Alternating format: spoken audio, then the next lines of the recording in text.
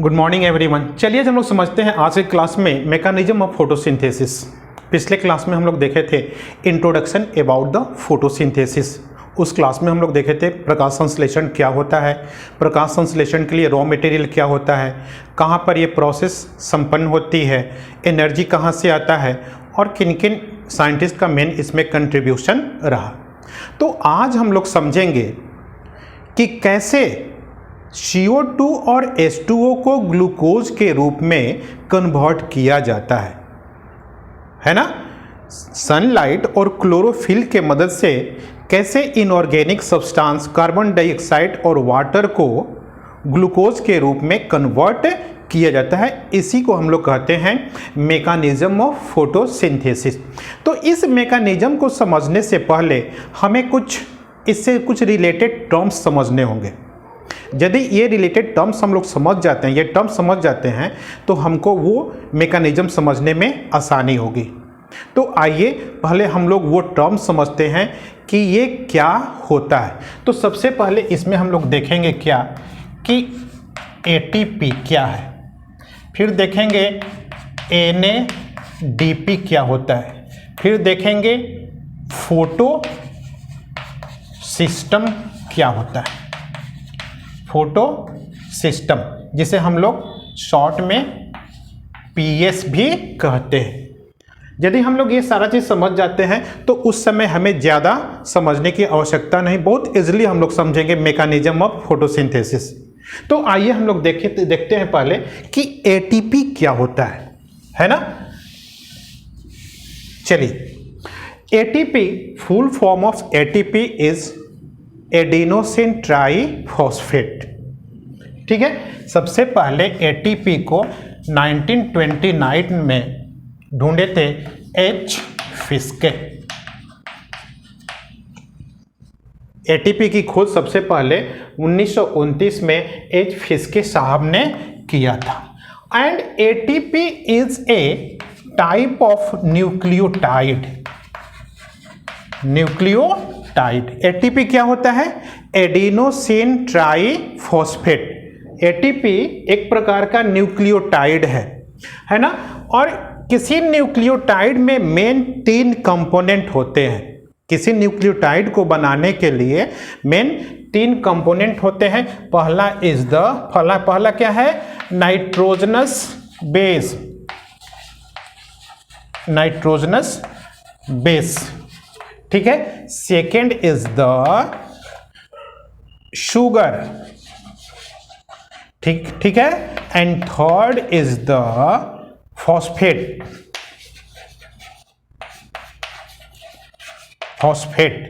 Group. Okay, ये 3 चीज मिल करके क्या बनाते हैं? ये 3 चीज मिल करके न्यूक्लियोटाइड बनाते हैं। And ATP is A type of nucleotide adenosine triphosphate. Nitrogenous base जो होता है, इसमें जो नाइट्रोजनस बेस होता है वो एडेनिन होता है। ठीक है, एडेनिन होता है। नाइट्रोजनस बेस 2 होते हैं, प्यूरिन और पायरिमिडिन। प्यूरिन 2 तरह का होता है, एडेनिन और गुवानिन, और पायरिमिडिन 3 होता है, साइटोसिन, थाइमिन और यूरेसिल। तो इसमें जो नाइट्रोजनस बेस होता है, that nitrogenous base is the adenine. ठीक है, शुगर जो होता है वो कौन सा शुगर होता है? Ribose sugar. और फॉस्फेट ग्रुप जो होते हैं, इसमें कितने होते हैं? 3। ठीक है, एडिनोसिन ट्राईफॉस्फेट। ओके, अब देखो ये क्या होता है ATP ना। ATP is a energy currency of the cell. ATP जो होता है वो अपने अंदर एनर्जी को स्टोर करके रखता है। अब देखते हैं कैसे ये ATP, ये तो समझ गए हम लोग कि ATP क्या होता है। मेन ATP क्या है? Is a type of nucleotide which is formed with the help of adenine, which is a nitrogenous base, ribose sugar and 3 phosphate group। इन्हीं तीनों के मिलने से क्या बनता है? ATP। अब हम लोग आगे देखते हैं कि कैसे ये बनता है। ATP का फॉर्मेशन जो होता है ना, सेल में 2 जगह पर होता है। दो जगह पर होता है। एक होता है एटीपी कब कब बनता है सेल में, एक तो बनता है रेस्पिरेशन के समय। कब बनता है? रेस्पिरेशन, जब सेल में रेस्पिरेशन होता है तब बनता है। और दूसरा बनता है कब? फोटोसिंथेसिस। फोटोसिंथेसिस दो समय पर जब ये दोनों बायोलॉजिकल रिएक्शंस होते हैं, एक रेस्पिरेशन और दूसरा फोटोसिंथेसिस, दोनों ही समय पर क्या होता है? एटीपी का सिंथेसिस होता है। कैसे होता है आओ देखते हैं। जैसे एडीपी, ठीक है, और दूसरा होता है इनऑर्गेनिक फॉस्फेट। तो एडीपी का मतलब क्या हुआ? Adenosine diphosphate. इसमें फॉस्फेट के कितने मॉलिक्यूल्स हैं? 2, ठीक है। एडीपी में कितने मॉलिक्यूल्स? 2, है ना। अब देखो एडीपी और पीआई, ये दोनों, this two are present in the cell. ये क्या होते हैं? सेल में मौजूद रहते हैं और वो क्या चाहते हैं? ये दोनों एक दूसरे के साथ अटैच होना चाहते हैं और इनके अटैचमेंट के लिए, इनको जुड़ने के लिए एनर्जी की आवश्यकता होती है ना। और जब इनको एनर्जी सप्लाई कर दी जाती है, इनको एनर्जी मिल जाती है, तो उस एनर्जी को लेकर के, है ना, उस एनर्जी को लेकर के ये एडीपी डाइफॉस्फेट और एक तीसरा फॉस्फेट, इनऑर्गेनिक फॉस्फेट, मिल करके क्या बना दिया?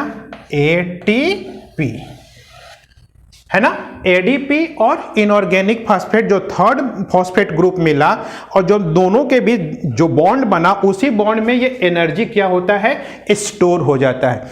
तो अब ये एनर्जी जो आया बाहर से, वो कहां आ गया? एटीपी में आ गया, है ना। वो एनर्जी कहां आ गया? इस एटीपी में आ गया। अब क्या होता है ना कि जहां पर ये एनर्जी जो होता है एटीपी के रूप में सेल में मौजूद रहता है, और जहां भी जब भी आवश्यकता पड़ती है तब क्या होता है? इसका हाइड्रोलिसिस होता है, हाइड्रोलाइसिस होता है। और इस हाइड्रोलाइसिस के कारण क्या होता है कि ये ATP again break into ADP and PI. और तीसरा क्या होता है? एनर्जी। ये एनर्जी रिलीज होता है और जहां इसकी आवश्यकता पड़ती है वो एनर्जी वहां पर यूज हो जाता है। मेनली सेल में एनर्जी का यूटिलाइजेशन किस किस चीज के लिए होता है? एक तो होता है to drive the metabolic activity, जो मेटाबॉलिक एक्टिविटी होता है उसको करने के लिए। फिर क्या होता है? To transport the various substance across the plasma membrane. Plasma membrane के थ्रू कुछ सब्सटेंस को आर पार ले जाने के लिए भी कभी कभी एनर्जी की आवश्यकता पड़ती है। और तीसरा क्या होता है? कहाँ एनर्जी की आवश्यकता पड़ती है? To do mechanical work.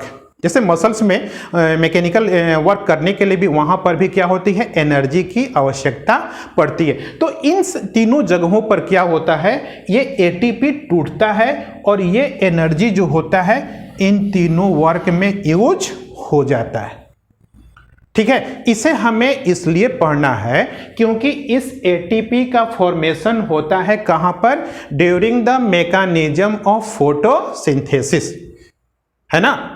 यदि हम लोग इसके बारे में जानते रहेंगे तो उस समय हमें क्या होगी? आसानी होगी। आगे हम लोग देखते हैं। ये तो हो गया एटीपी।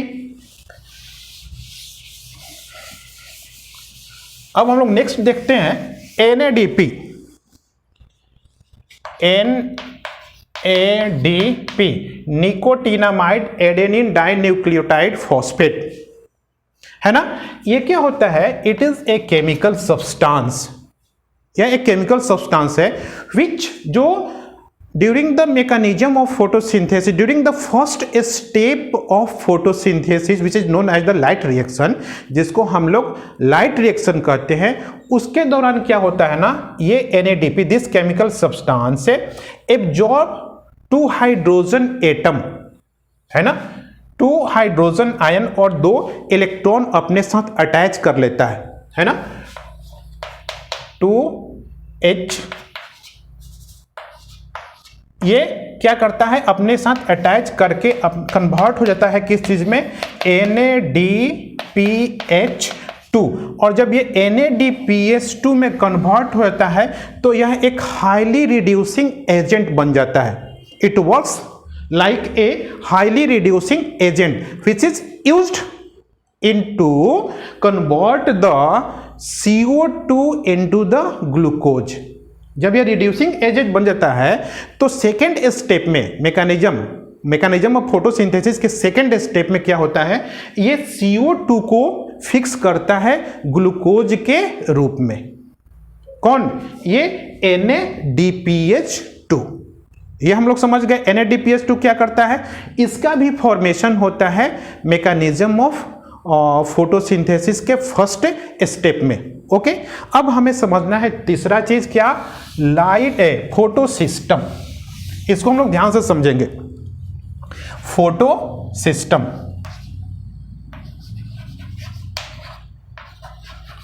Photo system. अब फोटो सिस्टम समझने के लिए हम यहां पर आते हैं, एक क्लोरोप्लास्ट का स्ट्रक्चर बनाते हैं, है ना। इंट्रोडक्शन, फोटोसिंथेसिस के इंट्रोडक्शन के क्लास में हम लोग पढ़े भी थे। क्या है ये?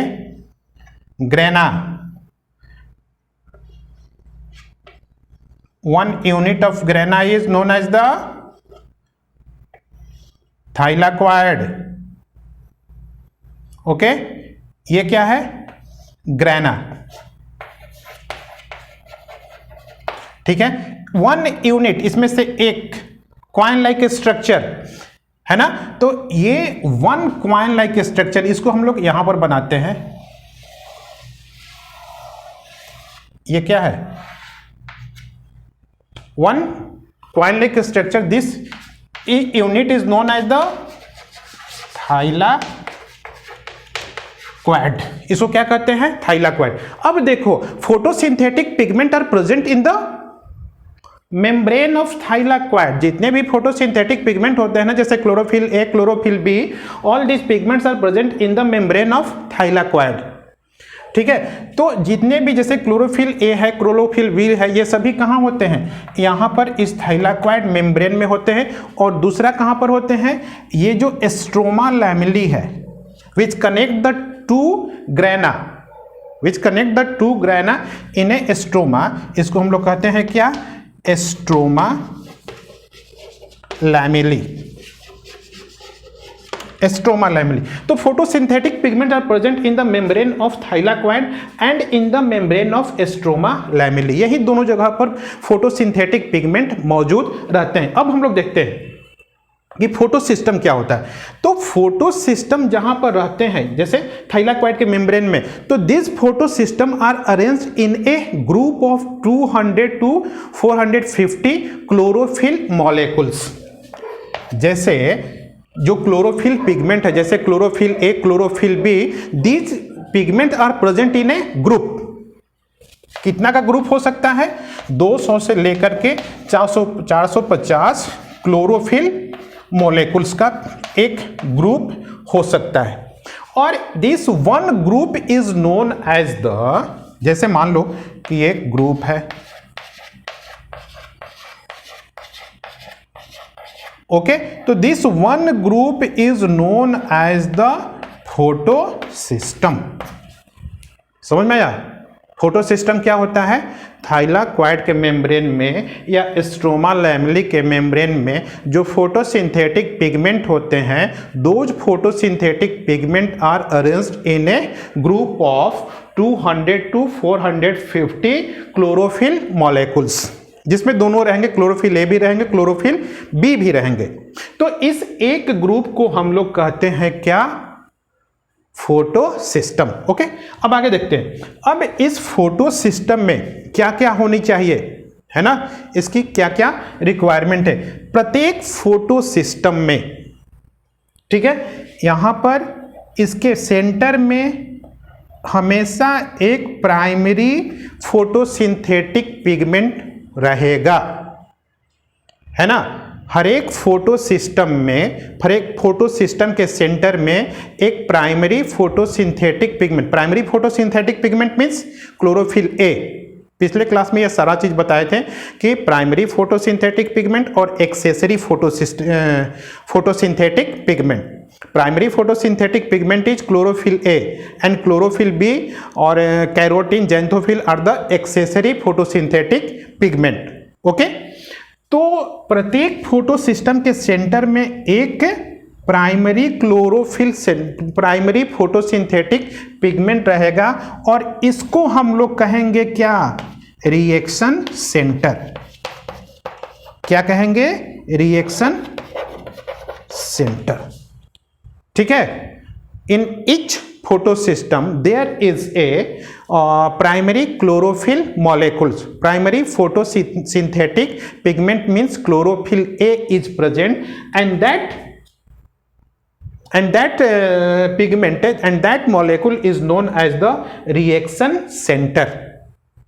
Okay, अब हम लोग चलते हैं, इसमें दोनों रहेंगे। किसी भी फोटो सिस्टम में क्लोरोफिल ए भी रहेगा, क्लोरोफिल बी भी रहेगा, लेकिन reaction centre always chlorophyll A. अब हम लोग देखते हैं, ये जो फोटो सिस्टम होता है ना, वो दो तरह का होता है ना। फोटो सिस्टम अब देख लो दो तरह का होता है। क्या होता है ये तो समझ गए। ये दो तरह का होता है, एक होता है फोटो सिस्टम 1 और एक होता है फोटो सिस्टम 2। दोनों में अब हम लोग देखेंगे कि दोनों में अंतर क्या होता है। फोटो सिस्टम जो होता है वो दो तरह का होता है, एक होता है फोटो सिस्टम 1 और दूसरा होता है फोटो सिस्टम 2। तो सबसे पहला चीज कि photo system a is present on the outer surface और photo system second is present on the inner surface. किसके आउटर सरफेस और किसके इनर सरफेस? ये जो मेम्ब्रेन है दोनों कहाँ मौजूद हैं? मेम्ब्रेन ऑफ थाइलाकॉइड में। तो ये जो मेम्ब्रेन है इसके आउटर सरफेस पर क्या होगा? फोटो सिस्टम 1 और इनर आउटर सरफेस ये और इनर सरफेस ये हो गया। तो आउटर फोटो सिस्टम 1 कहाँ होगा? On the outer surface of thylakoid membrane. और इनर सरफेस पर कौन होगा? Photo system 2। ओके, कोई दिक्कत इसमें? दूसरा चीज, इसमें जो रिएक्शन सेंटर होगा फोटो सिस्टम 1 में, that reaction centre is P700 और इसमें जो रिएक्शन सेंटर होगा फोटो सिस्टम 2 में ये होगा पिगमेंट 680। इसका मतलब क्या? पिगमेंट 700 मीन्स इसका मतलब हुआ कि ये जो क्लोरोफिल ए पिगमेंट है this absorb the light which wavelength is 700 nanometre. मतलब ये जो पिगमेंट है 700 नैनोमीटर वाले वेवलेंथ के लाइट को एब्जॉर्ब कर सकता है। और ये कितना तक करेगा? जिसका वेवलेंथ, जिस लाइट का वेवलेंथ 680 नैनोमीटर हो वो करेगा कौन? P600 pigment 680। ओके, कोई प्रॉब्लम इसमें नहीं? समझ गए ना? P700 का मतलब हुआ कि ये जो पिगमेंट है वो 700 नैनोमीटर वेवलेंथ वाले लाइट को एब्जॉर्ब कर सकता है। P680 का मतलब हुआ कि यह 680 नैनोमीटर वेवलेंथ वाले लाइट को एब्जॉर्ब कर सकता है। ओके, अब देखो फोटो सिस्टम 1 इज इन्वॉल्व्ड इन, जैसे लाइट रिएक्शन जो होता है ना वो दो होता है, एक साइक्लिक होता है और दूसरा नॉन साइक्लिक होता है। तो फोटो सिस्टम 1 जो होगा ना वो दोनों में यूज होगा, है ना। फोटो सिस्टम 1 किस में? इन बोथ मीन्स साइक्लिक और नॉन साइक्लिक। ठीक है, फोटो सिस्टम 1 दोनों में, साइक्लिक में भी और ये और इसका फोटो सिस्टम 2 केवल नॉन साइक्लिक में। साइक्लिक में फोटो सिस्टम 2 का यूज नहीं होता है। ओके, अब दूसरा चीज कि इसमें फोटो सिस्टम 1 हो गया। हाँ, फोटो सिस्टम 1 देखो, इसमें जो है photo system 1 are present, photo system 1 is present in both thylakoid membrane and stroma lamella, but photosystem 2 is present only in the membrane of thylakoid। ठीक है, photosystem 1 present in both membrane of thylakoid and stroma lamellae, और ये कहां पर होता है photosystem 2? केवल membrane of thylakoid, membrane of thylakoid. Okay, तो ये होता है दो फोटोसिस्टम 1 और फोटोसिस्टम 2। हाँ, एक और इंपॉर्टेंट चीज बता दूं, छूट गया, कि रिएक्शन सेंटर का वर्क क्या होता है। What is the work of reaction centre?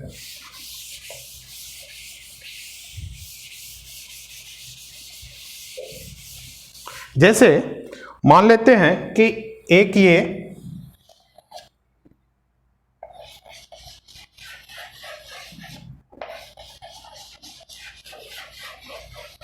जैसे यहां पर ये एक रिएक्शन सेंटर है, मान लेते हैं ये P700 है, बाकी सारा क्या है, ये प्राइमरी फोटोसिंथेटिक पिगमेंट है, primary photosynthetic pigment is present in the reaction centre. ठीक है, मीन्स क्लोरोफिल है, और इसके चारों ओर क्या है, दूसरे accessory photosynthetic pigment, means chlorophyll B या दूसरे भी होंगे। ठीक है, अब क्या होता है, जब लाइट इस पर, सनलाइट इस पर पड़ता है ना, तो ये सभी बाकी सारे जो पिगमेंट हैं, ये सभी क्या करते हैं, लाइट एनर्जी को एब्जॉर्ब करते हैं, है ना, और लाइट एनर्जी को एब्जॉर्ब करके ये हैंड ओवर कर देते हैं इसको, किसको, रिएक्शन सेंटर को, है ना। सारे जो एक्सेसरी पिगमेंट हैं वो क्या करेंगे, एनर्जी को एब्जॉर्ब करेंगे, और एनर्जी को एब्जॉर्ब करके किसको हैंड ओवर कर देंगे, रिएक्शन सेंटर को, समझे। और रिएक्शन सेंटर क्या करेगा, रिएक्शन सेंटर उस सोलर एनर्जी को कन्वर्ट करेगा केमिकल एनर्जी में। समझ में आया? मीन्स इनका काम क्या है, इनका काम क्या है, एब्जॉर्प्शन ऑफ सोलर एनर्जी, और इसका और hand over that solar energy to the reaction centre. और तब जब वो रिएक्शन सेंटर सारा उसको रिसीव कर लेगा, इनके द्वारा हैंड ओवर किए गए एनर्जी को, तब ये क्या करेगा, उन सारे सोलर एनर्जी को कन्वर्ट करेगा किस चीज में, और केमिकल एनर्जी में।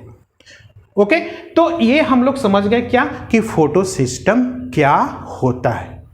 ठीक है, एटीपी समझ गए, एनएडीपी समझ गए, और फोटो सिस्टम समझ गए। इन तीनों का यूज होगा किसमें, मैकेनिज्म ऑफ फोटोसिंथेसिस में।